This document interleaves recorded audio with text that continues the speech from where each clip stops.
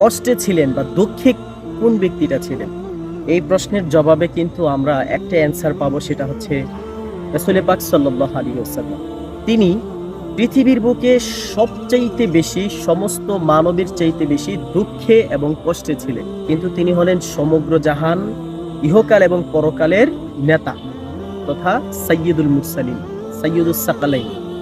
তো তিনি সাইয়্যিদুস সাকালাইন এবং সাইয়্যিদুল মুরসালিন হয়ে যদি সবচাইতে বেশি কষ্টে থাকতেন, তিনার কাছ থেকে কিন্তু আমরা কিছু শিক্ষা গ্রহণ করতে পারি। আর সেটাকেই বলা হয় সুন্নতে নবী। রাসূল পাক সাল্লাল্লাহু আলাইহি ওয়াসাল্লামের সুন্নতগুলো হচ্ছে রহমত এবং বরকতে ভরপুর।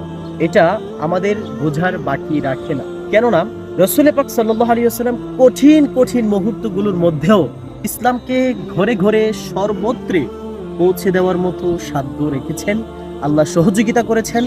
নূর নবী সাল্লাল্লাহু আলাইহি ওয়াসাল্লামকে আল্লাহ তাআলা সব দিক থেকে সহযোগিতা করেছেন।